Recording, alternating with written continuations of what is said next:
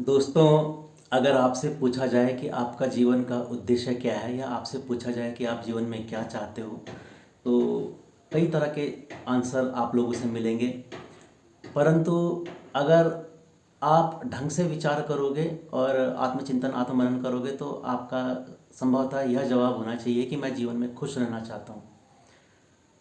तो आप मुझसे सहमत भी होंगे कि आप चाहे पैसा कमाएं, चाहे अच्छा खाना खाएं, चाहे घूमने जाएं, चाहे किसी भी आर्ट को सीखते हैं, आप किसी भी कला को आप सीखते हैं, तो सबके पीछे उद्देश्य यही होता है कि आपको ज़्यादा से ज़्यादा खुशी मिले। तो दोस्तों, मैं ये भी कहूँगा कि आप कोई भी जब लर्निंग करते हैं तो जब आपको वो उस चाहे वो आर्ट है चाहे साइंस है, उस लर्निंग की प्राप्ति आपको हो जाती है, जब आपको वो चीज़ आने लग जाती है तो आपको एक नेचुरल खुशी भी मिलती है। तो मैं एक बात और ये भी कहूँगा, यदि आपको वो चीज़ नहीं भी आती है तब भी बिज़ी तो आप रहते ही हैं। तो मैं कहूँगा अपने आप में बिज़ी रहना भी खुशी प्राप्त करने का एक ज़रिया हो सकता है। जब आप किसी टास्क को कंप्लीट करने में बिज़ी रहते हैं तो एटलीस्ट आप अपनी परेशानियों से चिंताओं से थोड़ा दूर रहते हैं। और यदि आप लगातार उस काम के पीछे लगे रहते हैं, बिज़ी रहते हैं, तो धीरे धीरे आपको वो काम में उस काम में आपकी मास्टरी हो ही जाती है। तो दोस्तों, अभी कुछ ही दिन पहले आपको ध्यान होगा जब मैंने नए साल का वीडियो बनाया था तो उसमें मैंने कहा था कि इस 2023 में मैं एस्ट्रोलॉजी सीखूंगा। तो एस्ट्रोलॉजी सीखने की तरफ मेरा पहला प्रयास के रूप में आपको दिखला दूं मैं कि मैंने 2 बुक्स खरीदी हैं। ये ऑनलाइन मैंने खरीदी हैं। तो आइए इन बुक्स की इनाग्रेशन तो तब होता है जब यदि मैंने ये बुक्स लिखी होती। परंतु हाँ, इनकी अनपैकिंग अनबॉक्सिंग मैं आपको करके दिखलाता हूँ कि ये कैसे आई हैं। पेजेस फटे वगैरह तो नहीं हैं। तो आपको दिखलाना चाहूँगा मैं कि मैंने कौन सी बुक मंगाई है और ये कैसे मेरे पास डिलीवर हुई है। तो आइए खोल के मैं इसको बताता हूँ। बहुत अच्छी तरह से पैक करके इन्होंने भेजी हैं। इतनी अच्छी तरह से पैक है कि खोलने में भी दिक्कत हो रही है। ये दोस्तों, पैकिंग लाजवाब है। तो मैं आपको बुक रिव्यूज़ तो नहीं दे पाऊंगा क्योंकि मैंने बुक्स पढ़ी नहीं है, परंतु तारीफ मैंने काफ़ी सुनी है। तो पहली बुक के रूप में जो है ये आप देख रहे हैं, ज्योतिष रत्नाकर, जो कि देवकीनंदन सिंह जी ने लिखी है। आप उनका नाम देख सकते हैं। और ये बुक है 575 रुपये की। 2 बुक्स 575 रुपये की, एक बुक 575 की लिखी हुई है। दूसरी बुक भी मैं आपको बतलाना चाहूँगा कि दूसरी बुक क्या है। फिर कुछ बुक्स के बारे में आपको बताऊँगा कि मैंने इनके बारे में क्या सुना है, क्या पढ़ा था। क्योंकि मैं जब भी कोई सामान ऑर्डर करता हूँ तो सबसे पहले मैं उसकी रेटिंग्स वगैरह देखता हूँ, कुछ रिव्यूज़ पढ़ता हूँ, और साथ ही कितनी पॉपुलर ये बुक है, क्यों पॉपुलर है, वो भी मैं देखा करता हूँ। दूसरा है सुगम ज्योतिष प्रवेशिका, ये लिखी हुई गोपेश कुमार ओझा जी ने। तो दोस्तों, आपको इन दोनों बुक्स के बारे में बता दूं कि ये 145 की है, ये 575 लिखा हुआ है। तो ये मुझे ऑनलाइन मिली है 560 रुपये की। 500 इनको दोनों करके मिल रहा था, लेकिन इसमें डिलीवरी चार्जेस भी मुझे लगभग 60 रुपये पड़ा है। परंतु आप देख सकते हैं, यदि आप इन दोनों की कीमत कैलकुलेट करते हैं तो आपको लगेगा कि मुझे फिर भी ये सस्ती ही पड़ी है ऑनलाइन। तो फिलहाल तो मैं सिर्फ ये बताऊँगा कि पेजेस मुझे ठीक लग रहे हैं। फिलहाल तो सरसरी नज़र से मैं देखूँ तो मुझे टाइपिंग मिस्टेक नहीं दिखाई दे रही है, और पेज कटे फटे भी नहीं दिख रहे हैं। तो ज्योतिष रत्नाकर में इस तरह की कोई मिस्टेक नहीं है। देखिए, उनको जिन्होंने बुक लिखी है देवकीनंदन सिंह जी ने, उनकी फ़ोटो भी दी हुई है यहाँ पर। तो फिलहाल तो कंटेंट के बारे में नहीं बोल पाऊँगा, लेकिन पेजेस ठीक है और प्रिंट भी ठीक है। ऐसे ही दूसरी बुक जो है, इसके पेजेस भी ठीक लग रहे हैं मुझे, प्रिंट भी ठीक लग रही है। यानी कि वर्दी टू इट्स प्राइस ये लग रहा है। जितनी कीमत ली गई है उतना सही भी है। पेपर कवरिंग वगैरह, पैकेजिंग वगैरह अच्छे से है। अब मेन बात है कि कंटेंट कैसा है इसके अंदर। तो दोस्तों, कंटेंट तो पढ़ने के बाद ही पता चल पाएगा, परंतु थोड़ा सा मैं आपसे बातचीत करना चाहूँगा ज्योतिष के बारे में कि मेरा रुझान कैसे हुआ ज्योतिष सीखने की तरफ। तो दोस्तों, जैसे कि मैंने कहा, एक बात तो यह है कि हमें कुछ ना कुछ क्रिएटिव करते रहना चाहिए। जैसे कि मैं म्यूज़िक लाइन से हूँ, तो मेरी कोशिश ये रहती है कि नए नए इंस्ट्रूमेंट सीखता रहूँ, कुछ ना कुछ नया करता रहूँ। तो इस कुछ ना कुछ नया करने की कोशिश में मैंने पढ़ाई भी काफ़ी करी। शायद मैंने आपको इस चैनल के माध्यम से कभी नहीं बताया हो कि मैंने पढ़ाई कितनी करी, परंतु मेरी कोशिश ये रहती थी कि मैं अपने आप को क्रिएटिवली बिज़ी रखूं, और इसी बिज़ी रखने के साथ साथ मुझे यदि उस चीज़ की डिग्री भी प्राप्त हो जाए तो वो मुझे एक अपने आप में एक अचीवमेंट फील होता था। औरों को लगे ना लगे, हो सकता है और तो इस बात की भी इंसल्ट करें कि यार ये पढ़ाई क्यों करता है, क्योंकि मैंने देखा है ऐसे कई सारे लोग होते हैं जो कि पढ़ाई को डायरेक्ट सामने रखते हैं, तुलना करते हैं कि नौकरी लगी कि नहीं लगी और कैसी नौकरी लगी। जबकि मैं ऐसा नहीं मानता, नौकरी लगना ना लगना अलग बात है और पढ़ना ना पढ़ना अलग बात है, डिग्री लेना एक अलग बात है। तो जब आप पढ़ते हैं, डिग्री लेते हैं, तो ज्ञान भी आपको होता ही है, अचीवमेंट तो फील होता है लेकिन ज्ञान भी आपको होता ही है। तो इसी नया करने की चाह में मैंने 5 सब्जेक्ट से एमए करा, बीएड भी करा और संगीत का प्रभाकर भी मैंने 6 सब्जेक्ट में किया हुआ है। तो उद्देश्य यही था कि मैं क्रिएटिवली अपने आप को बिजी रखूं और इसी बहाने खुश भी रहूं। तो मैं ये कहूँगा कि ये सब मैं आपको इसलिए भी बता रहा हूँ कि कई लोग समझते हैं कि यार एस्ट्रोलॉजी मतलब अंधविश्वास, तो अंधविश्वास को क्यों अपनाया जाए, कई लोग ये बोलते हैं। तो अपनी पढ़ाई लिखाई क्वालिफिकेशन के बारे में इसीलिए बता रहा हूँ कि ज़्यादातर जो अंधविश्वासी होते हैं वो अनपढ़ होते हैं, उनको शायद ज्ञान कम होता हो, शायद उन्होंने पढ़ा हुआ कम रहता है, शायद उन्होंने दुनिया कम देखी होती है। परंतु यदि मैं अंधविश्वासी हूँ तो आप ये कह सकते हैं कि पढ़ा लिखा अंधविश्वासी है। हालांकि मैं आपको बता दूं, मैं ज्योतिष विज्ञान को विज्ञान मानता हूँ, ज्योतिष शास्त्र को विज्ञान मानता हूँ, इसलिए मैं अंधविश्वास नहीं मानता हूँ।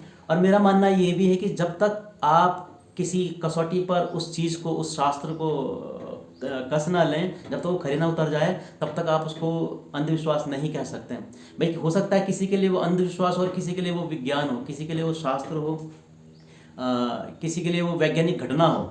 तो मैं ये मानता हूँ कि जो भी सब्जेक्ट, जो भी विषय है, यदि उनमें कार्य कारण संबंध आप स्थापित कर पा रहे हैं, यदि आप उसमें एक नियम बना पा रहे हैं और वो नियम बदलते नहीं हैं, तो आप उस विषय को आप विज्ञान मान सकते हैं। विज्ञान के नियम कभी बदलते नहीं हैं। यदि विज्ञान के नियम बदलते हैं तो काफ़ी लंबे समय अंतराल के बाद वो नियम बदला करते हैं। तो दोस्तों, जैसे कि हमारा गणित जो है, या फिजिक्स है, केमिस्ट्री है, ये अपने आप में विज्ञान है। योगा एक विज्ञान है कि कोई घटना हो रही है तो उसके पीछे हम कारण बता सकते हैं, या कोई अगर परिणाम निकला है, कोई रिजल्ट निकला है तो उसके पीछे कारण क्या है। यदि आप कार्य कारण संबंध स्थापित कर पाते हैं तो उस विषय को हम विज्ञान कहते हैं। तो इस परिभाषा के तहत हम ज्योतिष को भी एक विज्ञान कह सकते हैं कि कोई भी घटना हुई है तो वो घटना क्यों हुई है, और यदि वो कार्य बार बार होते तो उनका परिणाम यही निकलता है। जब आप इस तरह से कार्य कारण का परिणाम निकाल पाते हैं, किसी भी घटना के होने के पीछे के कारण यदि आप जान पाते हैं, या अभी ये घटना हो रही है तो इसके परिणाम क्या निकलेंगे, यदि आप इन बातों की कसौटी पर कसकर यदि आपको परिणाम मिल रहे हैं, आप ऐसा कंक्लूजन, ऐसा निष्कर्ष निकाल पा रहे हैं, कार्य कारण संबंध स्थापित कर पा रहे हैं, तो निश्चित सी जाहिर सी बात है कि वो जो विषय है वो विज्ञान का विषय है। तो दोस्तों, मेरा जो आकर्षण जो ज्योतिष विज्ञान की तरफ हुआ, वो इसलिए भी हुआ कि जब काफ़ी समय से कुछ घटनाक्रम इस तरह से हो रहे थे मेरे साथ कि मुझे लग रहा था कि मेरे साथ ही ऐसा क्यों हो रहा है। तो मैंने भी जितना मेरा खुद का अनुभव है, जितना मुझे ज्ञान है, उसके तहत मैंने कार्य कारण संबंध स्थापित करने की कोशिश करी। तो कई लोगों ने कई तरह की राय दी, जैसे कि आजकल एक पॉपुलर जरिया यूट्यूब भी है। तो कभी कोई वीडियो खुल गया कौतूहलवश, तो पता चला कि यार ऐसा कुछ मेरे साथ भी हो रहा है, तो इसको देखा जाए कि क्या है। तो धीरे धीरे करके जैसे यूट्यूब के वीडियो से देखा, तो मुझे ज्योतिष शास्त्र के प्रति इंटरेस्ट जागृत हुआ कि ये कहा गया कि ज्योतिष में इसका हल ढूंढने की कोशिश करनी चाहिए। फिर मेरे कई साथियों ने, जो कि ज्योतिष विज्ञान को मानते थे, जन्म पत्रिका को मानते थे, एस्ट्रोलॉजी को मानते थे, उन्होंने भी कुछ एक चीज़ें मुझे बताई जो मुझे लगा कि ये सही बोल रहे हैं। तो मुझे लगा ज्योतिष सीखना चाहिए। तो मैं इसे अंधविश्वास नहीं मानता हूँ। और एक बात मैं और साझा करना चाहूँगा आपसे कि पिछले 2-3 महीने से मैं ज्योतिष को, मतलब मेरा आकर्षण जग रहा था, कौतूहल जग रहा था कि ज्योतिष समझा जाए। तो मैं कुछ एक पॉपुलर चैनल्स पे, जिनके बड़े बड़े नाम हैं, जिन एस्ट्रोलॉजर्स के, उनके चैनल्स को देखा करता था। तो जो मेरी राशि है कैप्रिकॉर्न मकर, तो एक जनरल जो प्रिडिक्शन जो देते हैं, भविष्यवाणी देते हैं, तो उसके तहत वो मेरी राशि के लिए बोल रहे थे कि मेरा रुझान अकल्ट साइंसेस की तरफ जाएगा इन 2-3 महीनों में। तो अकल्ट साइंस मतलब होता है दोस्तों गूढ़ विज्ञान, जैसे कि आपका धर्म अध्यात्म हो गया, या हस्तरेखा विज्ञान हो गया, या ये ज्योतिष विज्ञान हो गया, या तंत्र मंत्र जो भी हैं, ये धर्मशास्त्र हो गया, ये सब हमारा एक तरह से अकल्ट साइंस की ही तरफ आता है। जादूगरी हो गया। तो इस तरह के जो भी सब्जेक्ट हैं, ये हमारा गूढ़ विज्ञान की तरफ के अंतर्गत ही आते हैं। तो मुझे ये पता नहीं था कि वाकई में मेरा रुझान ज्योतिष शास्त्र की तरफ जगेगा। तो एक बताने वाली बात तो यही है कि जो मैं अपनी राशि के बारे में पिछले 2-3 महीने से सुन रहा था, अचानक तो मेरा ये रुझान जगा। इसका मतलब मेरी ग्रह गोचर स्थिति में ये बात थी कि मुझे ज्योतिष विज्ञान समझना चाहिए। तो ये तो एक छोटी सी बात थी कि 3 महीने पहले मुझे ये पता चला था कि यार मेरा रुझान इस तरफ जा रहा है, ये बतलाया गया था। और आज 3 महीने बाद मैंने बुक्स खरीदी हैं। और दोस्तों ये आपको मैं बतला दूं, जैसे कि मैंने 1 जनवरी को अपने वीडियो में कहा था कि मेरा रुझान ज्योतिष की तरफ बढ़ रहा है, तब मैंने ये सब विचार नहीं करा था। परंतु तब से मैं यूट्यूब में कुछ ना कुछ मैं देख रहा था अपनी मकर राशि के बारे में, ये जन्मपत्री कैसे देखते हैं, तो मुझे काफ़ी कुछ पता चला है। भाव कितने होते हैं, राशियाँ कितनी है, कौन सी राशि किसकी होगी, किस राशि की मित्र राशि कौन सी है, किस राशि से आपको विवाह करना चाहिए, किस राशि से आपको विवाह नहीं करना चाहिए, और किस राशि की दृष्टि, किस राशि के स्वामी की दृष्टि किस तरह से किसी दूसरी राशि पर किसी दूसरी राशि के स्वामी पर पड़ती है, या किस ग्रह पर किस तरह से दृष्टि पड़ने के क्या रिजल्ट्स निकलते हैं, या ग्रहों की जो डिग्री जब इतनी डिग्री पे होती है तो किस तरह के परिणाम निकलेंगे, किस तरह से ग्रहों की युतियाँ बनती हैं, और किस तरह से दशाएं महादशाएं चलती हैं, शनि की 7.5 चलती है। तो ये सब चीज़ें मैंने समझना शुरू करा, तो मेरा इंटरेस्ट और भी जगने लगा।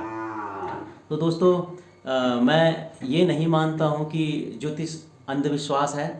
मेरा पर्सनल आप हो सकता है आपको अंधविश्वास नज़र आता हो, लेकिन जब भी आपके साथ कोई घटनाएं होती हैं और उनके जब आप परिणाम और कारण जानने की कोशिश करते हैं, तो जब बार बार वही कारण और वही परिणाम निकलते हैं तो आप फिर उस बात पे यकीन करते हो, तो आपके लिए वो बात फिर अंधविश्वास नहीं रहती, फिर आपको विश्वास ही बन जाता है कि यार बार बार ये घटना हो रही है, इसके पीछे कारण हर बार यही होता है। तो आप एक नियम बना लेते हैं कि जब भी ये घटना होगी तो उसके पीछे कारण जरूर यही निकलेगा। और कई बार आप परिणाम की भी घोषणा पहले से कर लेते हो कि परिणाम ये निकलेगा। तो जब आप किसी भी बात का कारण और परिणाम की जब आप पहले से आपको पता रहता तो आप उसको विज्ञान की श्रेणी में मान सकते हैं। तो हर किसी का ये अपना अपना नज़रिया हो सकता है जो बात मुझ पर फिट हो रही है वो दूसरे पे फिट ना हो। अब वैसे तो डिस्प्रिन की दवाई खा के आपका सर दर्द ठीक हो सकता है, लेकिन क्या पता किसी का सर दर्द बढ़ भी जाता हो, तो उसके लिए फिर वो दवाई नहीं है, फिर वो उसके लिए उस आदमी के लिए वो साइंस की चीज़ नहीं है, मेडिकल साइंस की चीज़ नहीं ना। कभी ऐसा भी तो हो सकता है हर दवाई हर किसी पे असर जैसे नहीं करती है, तो ऐसी जाहिर सी बात है कि ज्योतिष भी हर किसी के लिए विज्ञान शायद ना हो। परंतु मैं इसे विज्ञान की श्रेणी में मानूंगा। और जितना मैंने जब 10th 12th की पढ़ाई जब मैंने करी तो मैंने वहाँ भी पढ़ा था कि एस्ट्रोनॉमी अपने आप में कंप्लीट साइंस है।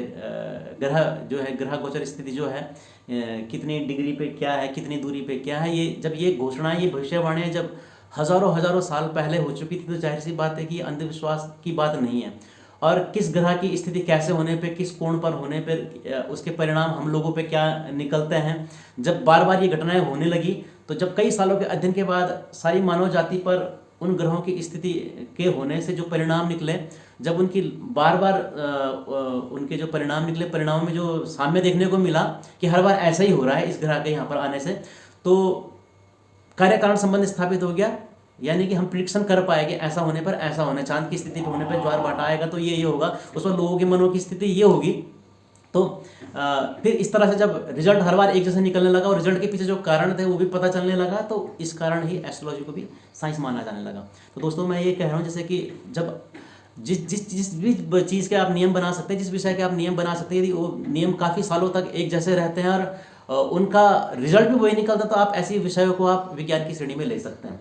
अब आप कहेंगे, जैसे मैं ये भी कहूँगा 2 दूनी 4 आप कहते हैं, 2 2 4 होता है ना, तो हमेशा 2 दूनी 4 ही होता है।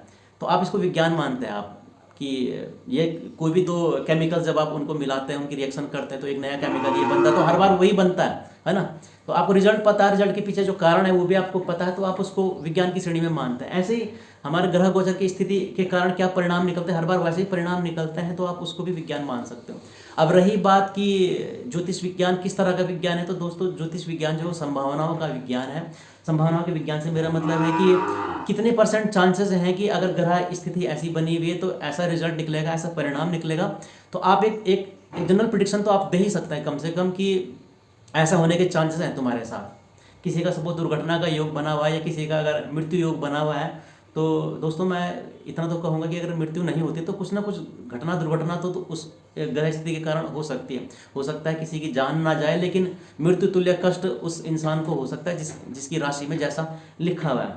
अब दोस्तों ग्रह गोचर की स्थिति के साथ साथ जो मैंने सुना है, समझा है, महसूस भी करता हूँ कि आपके क्रम भी अच्छे होने चाहिए। ऐसा कहते हैं कि आपके खाली ग्रह गोचर की स्थिति ही नहीं, कर्म आपके कैसे रहे हैं, इस जन्म के कर्म और पूर्व जन्मों के कर्म कैसे रहे हैं, उसके हिसाब से आपका वर्तमान और भविष्य निर्धारित होता है। आप अपने अच्छे कर्मों से भी ऐसा कहते हैं कि अपने बुरे जो वो हैं, बुरा आपका भविष्य है जो आपके साथ जो बुरा होने वाला है उसमें आप परिवर्तन कर सकते हैं, ऐसे भी कहते हैं। तो बहरहाल अभी कर्म के सिद्धांत के ऊपर मैं चर्चा नहीं कर रहा हूँ, अभी तो मैं सिर्फ ज्योतिष ग्रह गोचर स्थिति के ऊपर ही मैं बात कर रहा हूँ, ज्योतिष विज्ञान के ऊपर बात कर रहा हूँ। तो दोस्तों मैं तभी कह रहा हूँ कि मैं पर्सनली एस्ट्रोलॉजी को विज्ञान मानने लगा हूँ, क्योंकि मेरी जन्म पत्री में जो चीज़ें लिखी हुई हैं मैं देख रहा हूँ कि उसके वैसे ही परिणाम निकल भी रहे हैं। यानी कि मेरे जन्म पत्रिका में जो चीज़ें लिखी हुई हैं मेरे साथ वो उसी तरह की घटनाएं हो रही हैं। तो पर्सनली मैं तो उसको विज्ञान ही मानूंगा, मैं इसको अंधविश्वास कैसे मान सकता हूँ।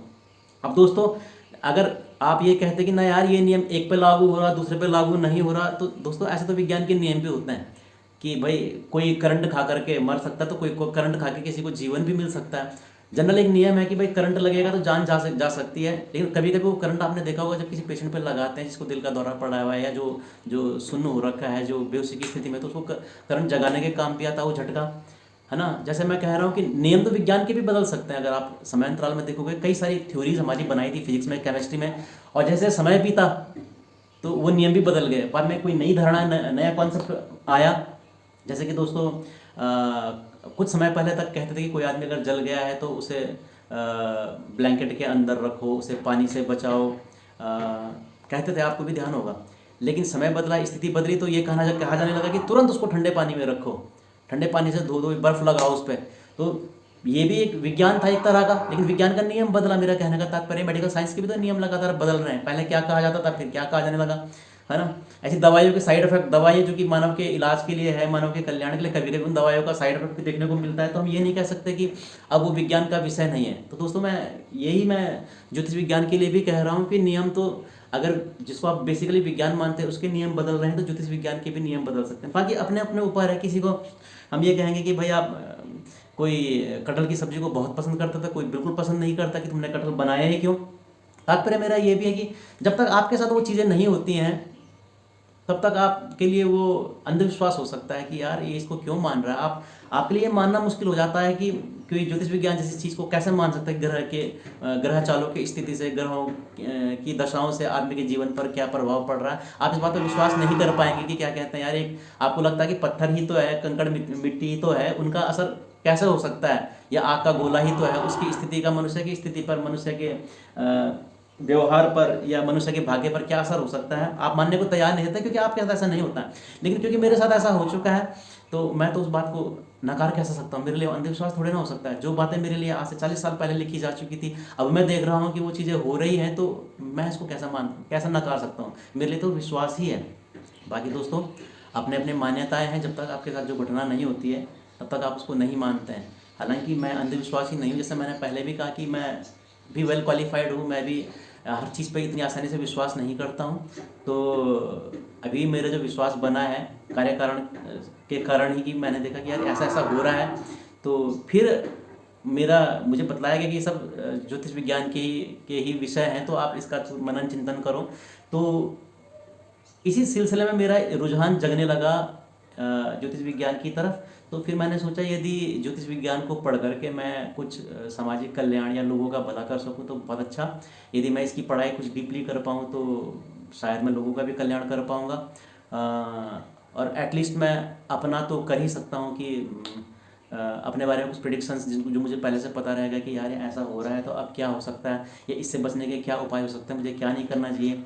जैसे कि इसमें बताया था कि इस दिन पर क्रोध नहीं करना, नहीं तो ऐसा हो सकता है, इस स्थिति के कारण आपको क्रोध आएगा, या किसी से बहस नहीं कीजिएगा, या आज खर्चा करोगे तो आपका सारा ही पैसा खर्च हो जाएगा, आज के दिन पर उधार नहीं देना, नहीं तो उधार वापस नहीं आएगा। तो इस तरह के प्रिडिक्शंस आप कर लिया करते हैं। तो ज्योतिष विज्ञान से आपका ये फ़ायदा हो सकता है, ज्योतिष विज्ञान को समझ करके। तो दोस्तों एटलीस्ट मैं अपना फ़ायदा तो कर ही सकता हूँ, और ज़्यादा से ज़्यादा फ़ायदा मैं ज्योतिष विज्ञान से ले सकता हूँ और दूसरों को भी दे सकता हूँ। तो ये मैंने इस साल का सोचा है। और जैसे कि इसी सिलसिले में मैंने जो बुक्स मंगाई हैं, सुगम ज्योतिष प्रवेशिका और ज्योतिष रत्नाकर। अब बुक्स तो और भी हैं, लेकिन वो मेरी समझ में शायद नहीं आती, क्योंकि टिपिकल संस्कृत में और बहुत गूढ़ लैंग्वेज में वो लिखी हुई है। जैसे कि भृगु संहिता बुक हो गई, काफ़ी मानी हुई ज्योतिष शास्त्र में। लघु पराशर करके पराशर ऋषि द्वारा लिखी गई थी, वो काफ़ी प्रसिद्ध बुक है। और चमत्कार चिंतामणि, ये इनका मैंने काफ़ी नाम सुना हुआ है, परंतु उनको इन्हीं बुक्स को देख करके बाकी बुक्स ने भी अपनी एक्सप्लेनेशंस दी हैं। तो उन्होंने सरल भाषा में समझाने की, ये सब समझाने की कोशिश की, तो मैंने ये बुक खरीदी है। तो बाकी जैसे मैंने कहा कि मैं आजकल क्या कर रहा हूँ, तो मैंने बताया ये ज्योतिष की तरफ रुझान बढ़ा है, तो ज्योतिष को समझने की कोशिश करूँगा। उसी सिलसिले में मैंने ये बुक ली है। बाकी मैं इनके रिव्यूज़ ऐसे तो नहीं दे सकता, पढ़ने के बाद ही पता चलेगा कि कैसा कैसा है। तो दोस्तों, मैं इस वीडियो के माध्यम से ये भी कहूँगा कि ज्योतिष विज्ञान है या अंधविश्वास है, ये एक वाद विवाद का भी विषय है, परंतु मैं ये कहूँगा कि बिना जांचे परखे ना आपसे विज्ञान मानना चाहिए, ना आप उसको अंधविश्वास कह सकते हो। परंतु कभी कभी व्यक्ति विशेष पर भी निर्भर करता है कि उसके लिए यदि ये घटनाएं लगातार सही हो रही हैं, कार्य कारण संबंध स्थापित हो पा रहा है, तो आप उसको अंधविश्वास नहीं मान सकते हैं। तो दोस्तों, आपके ऊपर है कि आप ज्योतिष को विज्ञान मानते हैं या अंधविश्वास मानते हैं। आप वीडियो में कमेंट करके ज़रूर बताइएगा। मिलेंगे फिर किसी अगले वीडियो में।